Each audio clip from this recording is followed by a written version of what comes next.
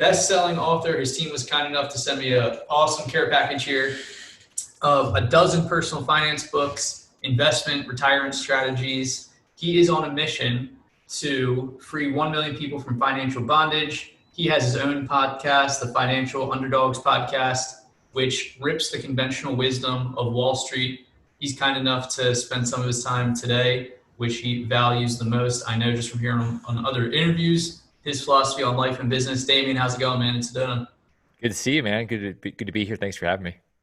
Likewise, man. Would love to hear a little bit more about you to learn myself and to the audience. You have a ton of businesses in your experience that you started and a pretty cool story that I'm excited to read about. Like I said, your team sent me a couple books, so I'm excited to dive into those and get to learn more about you. But if you kind of want to give an overview of what you have going on across all businesses and ventures right now, that'd be awesome. It's fascinating because back about 20 years ago when I started this whole venture, I dropped out of college. I actually got kicked out of college because I started a bookstore on campus and I put the other bookstore out of business. So they didn't like me very much. And I said, okay, well, fine, I'll leave, paid for school in a week. And then I started doing some real estate stuff after I had sold some insurance. And it was because I saw some infomercial and I just basically believed what they told me. And I went out and I went to a big seminar in Orlando to see Robert Kiyosaki live and ended up buying everybody that spoke's tapes, literally their tapes. I had to buy a suitcase just to bring all the tapes home. And what I did different there that's really important is I was committed to a vision because I'd read The Art of the Deal and Rich Dad Poor Dad. And so those two guys, Donald Trump and Robert Kiyosaki, ended up writing books together. But I basically said, I want to be a real estate guy. And so I just naively took all that information and started doing something with it and just stumbled around. And it was a really interesting thing because a lot of people don't realize it's not the information they're lacking, it's the commitment, because the information is everywhere. I mean, we're drowning in information. It's what you do with it and how long you commit. Most people get off the ride and they get back into the end of a different line too quickly. And I simply just stuck with it for better or worse, and until I ended up becoming a multi-millionaire a few years later. Very cool. Yeah, became a multi-millionaire at a very young age, younger than myself. Is it really that simple? What you kind of just outlined there, it made a ton of sense in a nice, concise way. But is it really that simple? I feel like in this age of information, which is exponentially growing, more and more information readily available, things tend to get overcomplicated when you made it just seem really, really simple. Well, and it's the reality is everybody has fallen into a trap of thinking everything should happen overnight. They've read Tim Ferriss's 4-Hour Work Week, which I happen to like, but I think it's a complete lie around getting to be free and wealthy, and you have to actually do the work. Work is like a 4-letter word now, and it is that easy. But the problem is if you do it too fast, like I did, and too young, you think, oh, it's all me, and it wasn't just all me. It was really good timing. I just happened to work really hard. And my ego got so big that after I became fairly wealthy with a $20 million portfolio, I thought I was invincible, which led to losing $20 million in 2008. And it was because my ego took over and I couldn't be told that that I might be fallible, that I might actually lose. And a lot of people, either if they get there, the missing piece usually is having a mentor that we respect enough to actually help us, guide us, because if we haven't been there before, we don't know what to do. Like when I was 27 and I said, well, what's the next thing? I guess it's to buy a Ferrari and then maybe get more Ferraris and castles. And it's really fascinating how stupid you can get with money if it's your first go round. Whereas now this is, second, third time I've lost all my money and started over. When you've gone through it, there's a sense of wisdom. I called it the baldness gray factor. The balder you are and the grayer you are, the more wisdom you tend to have, because that's what causes that stuff, going through the junk. And it's what people are missing right now. And a lot of real estate investors, they're missing the wisdom and they're missing people that have gone through it. And that's one of the biggest things. I would go back and say, okay, shake myself at 20. Make sure you keep the bald guy around you. Keep the guy that you respect, that's giving you wisdom and can help you see around the corners, because we simply don't know what we don't know, and we don't even know what to ask. Mm-hmm. Absolutely. What's some quick insight? I'm curious on finding those type of people and maintaining relationships with them. I know it's pretty popular to hear, just find a mentor, find a coach, things like that. But again, kind of overcomplication. And even myself, I'm curious, before we started recording, I talked about being in Aubrey's mastermind, where I just saw you in Sedona, and we're in a software mastermind. We have kind of a real estate virtual mastermind. What's kind of your best insight and philosophy on that, and finding somebody that can help you, which is, going to help you the most direct and fast way, get you from A to B. There's two things in that question. One is, who are we talking about? Are we talking about a coach or a mentor? And there is a big difference. There's a lot of great coaches that have no actual experience, and then there are mentors that are reluctant sometimes to actually help because they're so busy actually doing it. And so the question is, who do you go for, and how do you find them? I always like the mentors because I want somebody that has emotional intelligence where it's in their DNA because they've actually done it. And that's a lot rarer. It's easier to go get a coaching certificate and be good at asking questions, not have actually done anything.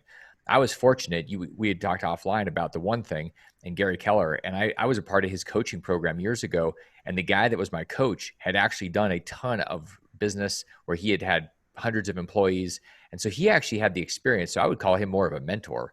And that was very unique. Most of the coaches that are out there they're not mentors, they're coaches. And then how do you find them? I mean, really, you go out to somebody and you start helping them. There's a good friend of mine named Hayden Crabtree, and he did this exact thing. He said, okay, I want to learn about real estate. I'm in college. So he just called somebody up and he said, I'd like to sit down for coffee. And they said, well, I don't have time for coffee, but I have a project, one of my properties. You're more than welcome to come out there. And he basically went out there and showed up and didn't ask the guy, what can I do to help you? He just started helping the guy. And the guy's like, oh, wow. And that's one of the biggest mistakes people say. And people ask me all the time, what can I do to help you? I'm like, I don't know. Don't put the burden of you helping me on me. Go do something. And then I'll be so grateful and you'll become so invaluable that I'll want to keep you around.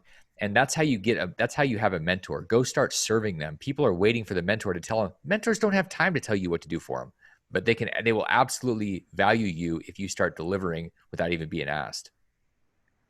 Very cool. I love that example as well. That hits the nail on the head for me. We can go down a bunch of paths here. I'm curious, before we dive into kind of like foundational, some things I want to hit on that I saw from you that was pretty cool was like structuring your values for your life that then turns into your business. I feel like a lot of people could benefit from what you have to say there. We can go into fear versus faith, which I saw in the Life Reinvented book. I want to get an idea of kind of, and I know you had a bunch of assets under management, just read through your story there, but I'm kind of curious what your real estate strategy was to become, multimillionaire, have all those assets under management. Well, one of the things that I did is I said, okay, I'm going to take this strategy of buying stuff and being the bank. I didn't really have any money and I didn't really have any credit and I didn't have a job. So I had to get creative. And this is one of the things that people have to really understand. You don't need money. What you need is your brain. And people think that money is going to make them free. I have people come to me frequently and say, here, we've got $1 million, $2 million, $3 million, and they are scared to death. It's because their brain isn't set up. They just think a pile of cash, because Wall Street has told us this, pile of cash and you're free. Just save up $2.7 million and at 60, you'll be good. And that is a lie. You'll be afraid that you're going to lose it. And so, I mean, you really have to start with what are my assets? Your greatest asset is your brain. And then you start thinking about, okay, what is my brain built on? It's built on your values. And so you have to kind of go backwards. A lot of people just jump into it and they say, I'm going to go buy a house. Well, how did I do it? I just said, okay, you know what? I'm not that smart, but I'm a hustler and I'm going to go solve problems. And that's one of the things. If you can go out and hustle and solve problems, you can become as wealthy, create as much financial freedom as you want. A lot of people, I think, are just becoming snowflakes and they're soft and lazy. And when you actually shift away and you start hustling, you don't have any competition. There's not that many people that are out there willing to actually do a lot of work. And so I said, okay, what are the values? And keep in mind, this is what I did on the second round. The first round, it was just more. My values, Carlos, was more. If I had more money, I was better. I was richer. And the reality is, if it's just about the money, you're screwed from the beginning. It's got to be about more than just the money. It's got to be about your family, about your impact. There's got to be something you're doing, like the work that you do to help real estate investors with your systems to help them be freer so that they're not buried alive. It's wonderful because there's a mission there. It's not just about you making a bunch of money. The money follows the impact you have. And that's awesome. And so we have to start with that. Whether you're flipping a house or you're wholesaling, are you doing it just for another $100,000? Or are you doing it for something more? Because that 100,000 needs to be for something. And that was one of the mistakes I made was $1 million is good. 2 million is better. 3 million is even better. It never ends. So it was just going to be a lifelong journey of collecting dead presidents on paper. Mm-hmm. That's awesome, man. That's how going back a little bit, our CEO got started going to a Rich Dad, Poor Dad conference, saw an infomercial for wholesaling, started going and going and going. But that's super interesting how you broke down starting with getting your brain right, then your values, having a deep rooted why, which everybody's heard about that. I think it's one of those concepts that's a little bit harder to encapsulate or incorporate in your daily life and actually truly implement it, instead of just saying it and, boost your ego when you talk to people, or, have people in your network, other investors that you say that to, just to kind of boost your ego a little bit. And that's so true about the money. In my perspective, I was going to say really quick, where I heard you talk about, like, even in this industry, a lot of people will just say how well they're doing by how much gross revenue that they have coming in, instead of, obviously more importantly, like how much they're netting or how much they're able to bring to pay employees out or anything like that. But go ahead to the next point there, Damion. Well, that's one of the, you made a great point there that I want to make sure it doesn't get lost. If you're talking about your top line and not your bottom line, you have an ego problem, because the top line is really interesting, but the bottom line is what matters. What are you actually ending up with? Because it's really easy. I had a company years ago, and I still do, but in the beginning, it's a precious metals company. The margins are 1% to 2% gross, and then you have to cover overhead. And so, yeah, we made millions of dollars, and we starved to death. And so it doesn't really matter about top line. And if that's what you're talking about, I've got a $6 million company or 20 million. Yeah, but what do you have in the bank at the end of the year? Like, what are you actually left with? I mean, that's a really important thing. And back to the values, it's really hard for people to sit still and actually think about this stuff. So when I actually did these things about 10 years ago, and I flew to Atlanta, sat in a hotel for an entire day and just thought about it. And I had good questions that were asked of me to figure out what those values were. And it wasn't 50 values. It's like having a mission statement. We have rules in our company. We have 3 rules. We don't have a corporate handbook. We have 3 rules. Do the right thing, do the best you can, show them you care. Nobody is misunderstanding what the rules are. And if you have the right people, then everybody can follow those things. It's the same thing with values. If you have 50 values, you have no values, because you're never going to actually have a guide, because you're not going to remember them. If you've got 5 or 6 or 8, you'll actually use those to make decisions on who you're engaging with, what deals you're doing, who you're going to hire. Like, all that stuff will be filtered through those values if they're simple enough. If they're too complex, we just let them go. They won't actually work.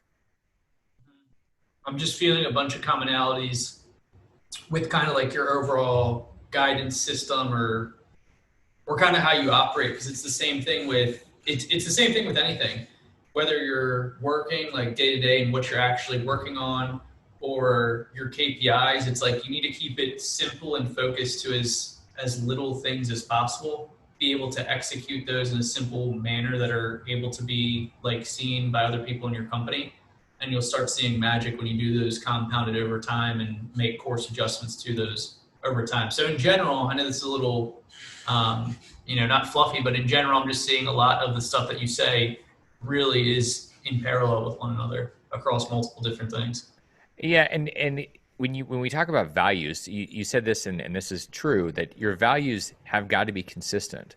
So that the running parallels, you can't have, a lot of people do this. They wear 2 heads, like Idris Shah talks about, where you have your business head and you have your personal head, you have your relationship head, like all these different versions of you, and they get to be very confusing. And what happens is you end up being a hypocrite, because you run your life a certain way here, and then like I had this guy that was Mr. Yoda, yogi, and family man and big business guy, where I thought, this guy's really cool. I want to hang out with him. And then we traveled to Argentina. The first thing we do is he wants to go to a strip club and cheat on his wife with hookers. And I thought, wow. So this guy's literally a hypocrite. He talks about being someone of high moral authority, and in reality, he was a scumbag. And so the values, whatever values you have personally, they will spill out, because you'll be leading people, you'll be making decisions. So it's really important to figure out what those values are. It can't be one set of values for your personal and one for your business. I mean, that's crazy. You're going to end up tearing yourself in half, or you're just going to be lost. So I think it's important for us to say, okay, what really matters that's going to be consistent? And then you're not a hypocrite. You're actually in integrity. Mm-hmm. One thing I talk about all the time is how integrated your life and personal are, which is pretty much that point exactly. So that guy probably is not having a very fulfilled life if his life, what his life video and audio is not matching his his business video and audio there. But that's a good example to break it down. So we did talk about that. I like the idea of everybody should have, every company, real estate company listening to this, even if you're just a solo operation, should have some type of values that run both life and business. One thing that was cool from the book, Damion, I saw was a segment on fear versus faith. And the quote was, "True freedom is the ability to make choices based on values rather than choosing out of fear or guilt. One thing that I talk about, and I'm reading like Psycho-Cybernetics, just started that like last week, and a lot of the stuff that I read since I started getting into like self-image psychology and like Think and Grow Rich type stuff about 7 years ago when I was finishing up college, is that ability to kind of like automate your own behavior and automate your own actions. Coincidentally, now I'm with a company, owner of a company that automates a lot of your workflow just in the real estate acquisitions process. But I would love to hear from the author kind of, transitioning to that true freedom is the ability to make choices based on value rather than choosing out of fear or guilt. Well, our entire system is set up to keep us in fear, and unfortunately, with this whole pandemic thing, we're just being taught how to be more fearful of Yeah. everything, everybody. Like you can't even look at people now because there's this fear that they might give you coronavirus through your eyes or something. And so, when you're in a space where you're afraid of making mistakes, you're afraid of not having the information. We're taught don't make a mistake, and then you say, okay, well, how do I not make a mistake? I just know all the information, and I get an A on my report card, and everything is good. In reality, if you start with values and you make decisions based on those on faith, and you move forward, it's because you realize that mistakes are actually beneficial. They're not going to kill you. Nothing is going to eat you if you go the wrong direction. You just learn. Like as our friend Robert Kiyosaki says, there are winners and there are learners. There's not winners and losers. That's the stupidest thing ever. But that's a zero-sum game that the educational system has taught. It's not the reality. The reality is the people that go out there and stumble and trip and fall and make mistakes and learn and grow are the wealthiest, freest people out there. They lived based on faith. Doesn't mean that they're dumb. Doesn't mean that they didn't know some things, but they never knew everything. In fact, one of the best quotes ever was Mike Tyson's quote that's kind of famous now. You hear it a lot, where he said, you have a plan, because it was somebody who was going to fight him. He said, you've got this whole plan, how you're going to beat me. He goes, your plan is going to be awesome until I punch you in the face, and then your plan's going right out the window. That's how Mm-hmm. life is. You can't have being in fear is because we're trying to make sure all the lights are green before we leave the driveway. That is not reality. That does not work. What works is saying, I'm going to go out there and I'm smart enough to adapt. When you get to that place, that's faith, and that's you trusting yourself. And then you can move free because you're not worried about, oh man, do I not know what's going to happen next? It doesn't matter. You'll deal with it. Love it, man. Let's transition into some money because I know you are a specialist here on investing, finance, all that stuff. I want to talk a little bit about how real estate investors are in an amazing time right now. Why is this such an abundant time for real estate investors? And without even thinking about it, too, I would love to hear a little bit on how your business has been affected with COVID stuff and kind of why you have a positive outlook, moving forward here in August 2020. Well, I mean, I think it's an amazing time for people that are doing anything, and especially in real estate. I mean, our real estate is based on debt. I mean, our system is based on debt. We print cash out of thin air, and there's so much debt being printed.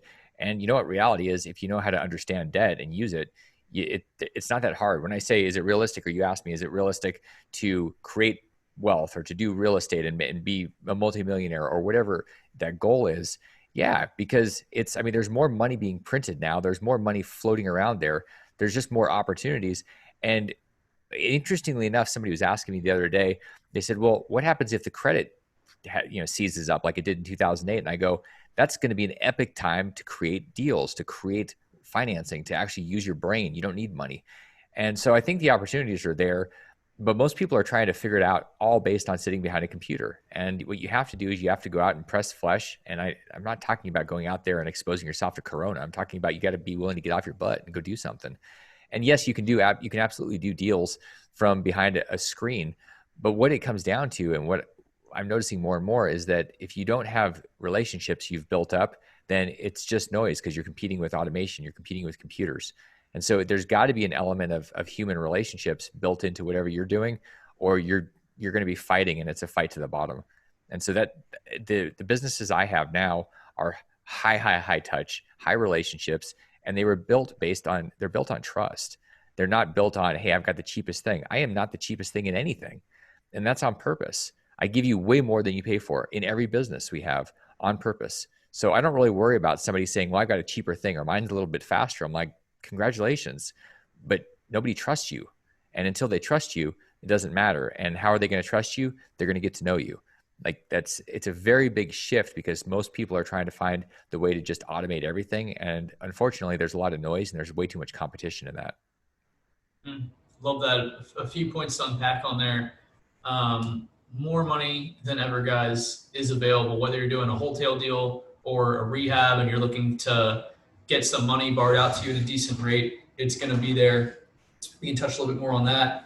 Damion, very much a systems and process guy. As far as like get the logistics of getting this interview booked, I could tell he was a big systems and process guy because as soon as we got booked, his team reached out to get my address, sent me like a care package, which with a couple of the books he has written, some other nice things in there.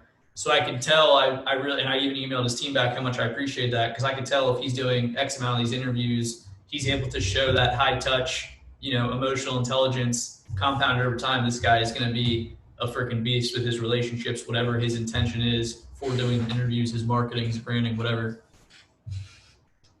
It's ultimately we have to decide, are we going to build a garden or are we just going to be hunters? And most people are too anxious. In general, people are too anxious. They're greedy, they're lazy, and they're anxious. And if you just think about those things, they don't serve you long term. They barely serve you short term. Like you go kill a deer and you eat it and you're like, cool, then you're starving again. And the other option is to plant seeds. And you can't yell at a seed and say, grow faster. Like it doesn't work. And you pour a bunch of water on it, you drown it. So there's a natural cycle. And if you allow those things to happen, at some point you end up with this brilliant garden that just produces unbelievable amounts of fruit. And it's like, wow, it's a miracle. No, it isn't. You just trusted and conspired with the universe. That's what happens if you're willing to be a gardener. And I think people have just gone away from that because they read too much Tim Ferriss. And I say that, and I like Tim a lot, but they're trying to hack everything. And there's a way to do things like the stuff that we did with you and sent you stuff. It's high touch and there's a lot of automation and there's still high touch. So you have to get the things right where you use both. You use technology, you use logistics, and you also don't say that's your entire thing because if it is, somebody in a garage in the Philippines or in China or somewhere is going to beat you at something, at whatever you're doing, because they're going to be faster, smarter with the next hack. Love that. Yeah, and that's so true, guys. I know that we talk so much about virtual assistants and delegating stuff, but you still have to put in the work, and building the systems and processes is work before you. That should be not perfection, but close to where it's efficiently working for you before you plug someone in. But I love the mindset that you have, Damion, where it's kind of like, I'm going to work my ass off and outwork anybody else that's, I don't believe in competition, but anybody else that might be in the market space if someone's searching for a product or service. But at the same time, I'm going to do things mindset and personal wise on a daily basis that's going to help me move away from the anxious, greedy, scarcity type mindset. And it's kind of the unison of both. If you want to talk to that piece, I guess you could go both. How do you kind of do that? Because that's the vibe I'm getting from you that I appreciate. Kind of like work my ass off as far as doing the actual work, but then also making sure the garden in my mind is maintained and positive, abundant, and clear-headed as possible. Because so many times you know what you need to do, or you get intuition if you're calm and still enough. But people, and I'm not excluded from this at all, still have challenges in moving forward with what their intuition is telling them what to do. Sometimes this is where the baldness, the gray factor comes in, where somebody goes, here's what you got to do. I talk to people constantly that are good people, they're smart people, and they're stuck because they're afraid of making that move into the next thing. And some of these people, a lot of the people I talk to are actually hustling. They're actually working hard. But there's the next thing. It's a great example of that is when you're a one-person operation and you're out there doing real estate, whatever you're doing. And then you're like, okay, well, I'm getting buried. I'm getting burned out. But you're like, I don't know if I can afford to hire somebody. And so you hesitate, or you get a virtual assistant. And what you really need is somebody that's next door to you. You're like, because we tend to be cheap. And that's a big problem in society. People are cheap and you get what you pay for. And so it's like going to Amazon right now, unbelievable amount of technological knockoffs. And we're price shopping. We get used to doing this instead of going and finding the best. And then we end up buying over and over again and we get ripped off. And I think you have to really decide foundationally what matters and what you're going to build, and then have a playbook. Most people just start doing something and they don't really have a foundational, like, here's the map, here's the blueprint. Once you have that, you go, okay, the next thing is this. Well, how do you do that? You find somebody. I mean, when you find somebody that's been through it, like I've started 50 companies, more than 50 companies. I know what it looks like. Like I've pretty well figured it out right now, and I'm always learning something new, which is why I'm working my ass off, because there's so much I'll never know. And so I'm just trying to bridge the gap between what I know and what I don't know. And ultimately, You have to be willing to say, okay, I'm going to sit still for 5 seconds and build a blueprint and then go execute it with people that are giving me guidance. Life is too short to figure all this stuff out on your own, and you can't just shoot from the hip because you'll never have a foundation. You'll have a quicksand your entire life. 100%. Growing that business, what type of KPIs are you looking for? I know it's a general question, and I told you kind of like who our audience is, but I'd love to hear kind of your philosophy on KPIs and kind of getting that growth. Because I feel like a lot of people listening to this are more so the side of, they work hard, they do right things, but maybe they're not as patient, or maybe they always want to be learning more. They wouldn't be listening to this podcast otherwise. But kind of some KPIs and viewing trends and that type of philosophy stuff, since you have this experience of 50 plus businesses. So in general, KPIs are the wrong thing to manage. I love the trends on KPIs. The problem is they fall in love with the outcomes instead of the actual inputs. And so the critical drivers that you talk about in a business, the things that you have to do that you can control, you can't control the outcomes. What you can control is the inputs. And then you start to understand how the inputs impact the outputs. So KPIs are important. You got to know what your top line is. You got to know what your COGS are. You got to know your cost of goods sold or whatever you're doing. And you got to know your net. But how do you get there? Well, it's the things. It's like the calls you make. It's the properties you look at. It's the people you talk to. It's the offers you make. And if you know what those numbers are, you start to understand conversion factors. You fall in love with that stuff. People too often fall in love with the outcome. Well, you got to grow the food before you enjoy the actual food that you eat. Like, you got to enjoy the process of gardening. And if you're just focused on the outcome, then you're like most people, give me something, give me. Well, it's not about that. It's about giving. The critical drivers are you giving.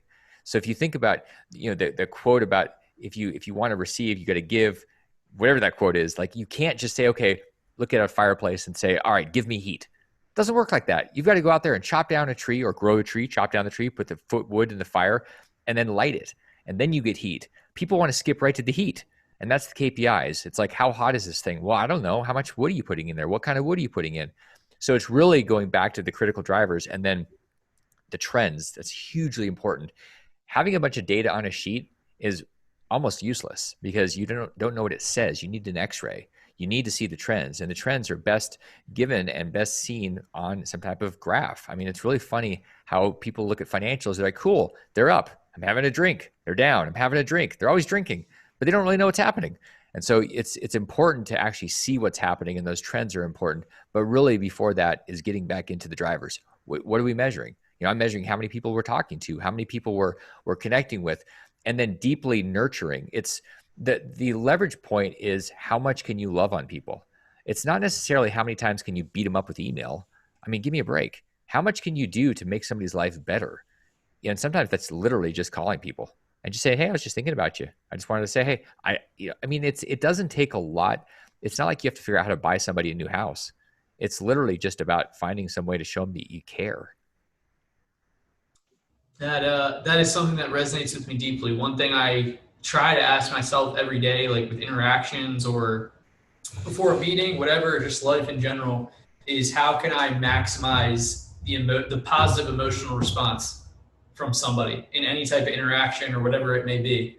So how much can you love on people is like an amazing question to kind of bring you back to a base foundation of what you should do, whether it's in your marketing and interaction that you have with a client, team meeting, whatever it is. That's such a good grounding question. How much can you love on people? And that encapsulates everything that you were just talking about, focusing on the inputs, everything like that.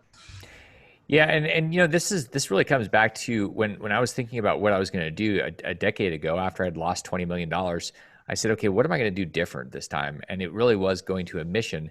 And it started to become obvious what the mission was. I was looking at people like my parents who had retired and they played by the rules and then they were broke. And I said, something is wrong about this system. And I was seeing more and more. I'm reading Kiplinger's and Money Magazine, and I'm going, all this stuff is about people trying to have the pill, like that gets them to the promised land. And I was like, that's not what's going on. What's really going on? What I realized is the entire system around what we do. We go to work and we save up and we want to invest so that we have a financial future for retirement. And people are being lied to by Wall Street. Wall Street's feeding on people. It's not there to serve you. It's there to serve itself. I mean, be really, really honest about what it is. And if you just read John Bogle, the founder of Vanguard, just passed away. And what he talked about is accurate. And the guy knew what he was talking about. He had the biggest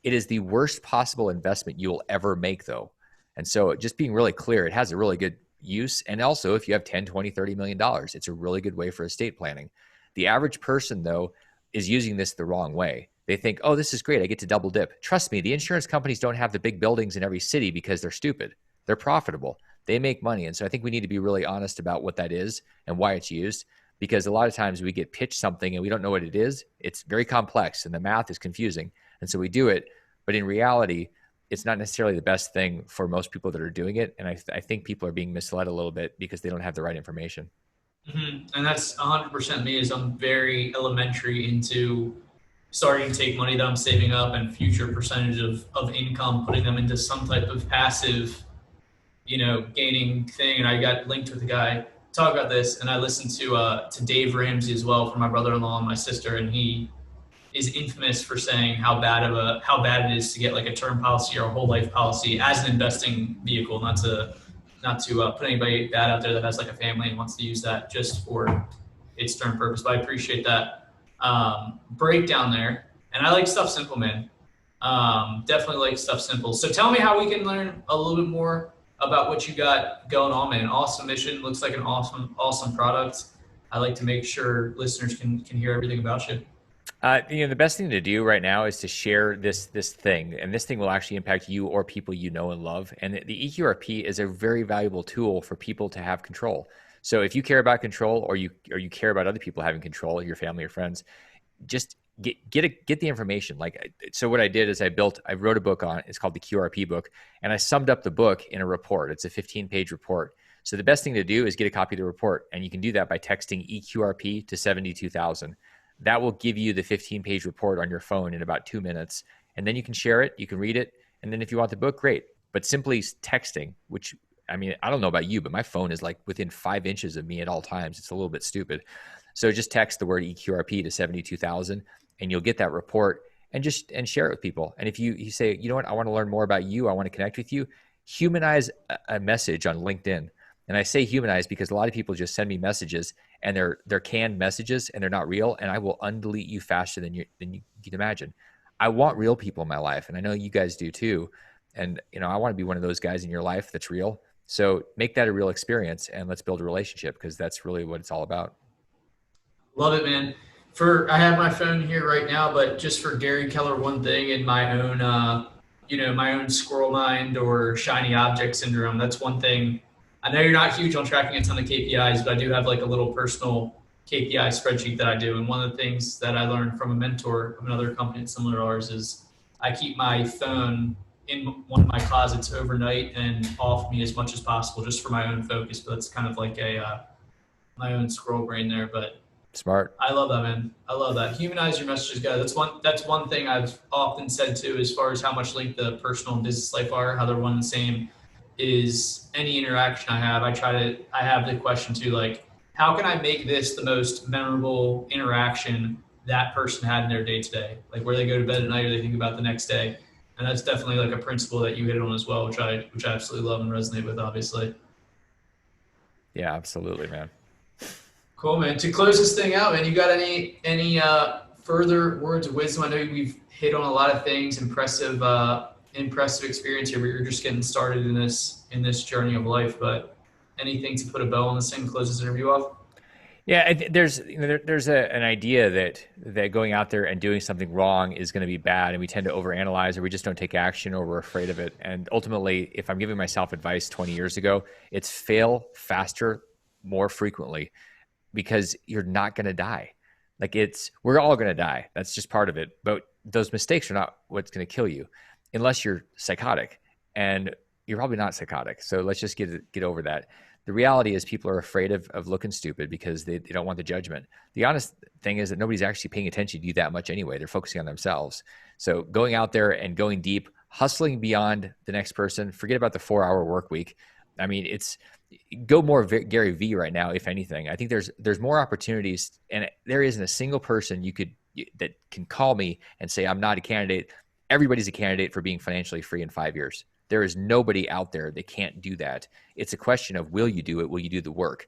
And will you make the mistakes and not worry about the judgment? That's the only question. It's your commitment level and your decisiveness. If you've got that, you've got a plan. Absolutely love it, man. Heck of an interview here. Appreciate your time, the way you choose to live your life, inspiring other people. I'm excited to follow your journey here, and your mission of freeing 1 million people, helping them be financially free. Absolutely awesome and amazing, man. Appreciate you. Well, I appreciate being here. And if y'all want to listen to more of my chatter, every Monday, Financial Underdogs, you get more of the raw. Until I get banned by Apple or something, you're gonna get more of the raw me. Hey, well, keep doing it until you fail, man. Just keep moving forward. I'll make sure to grab that if it's on Apple and everything. I'll put your show in the or a link to your show in our show notes, man. I appreciate it. Hey, enjoy Sedona, man. I'm gonna try to pick some vibes for anybody though. It's one of the chillest places I've ever been. That sounds awesome. It's definitely got that going. And even with the invasion of the Californians, it's still awesome. Awesome, man. Enjoy. Have a great day, guys. Thank you very much.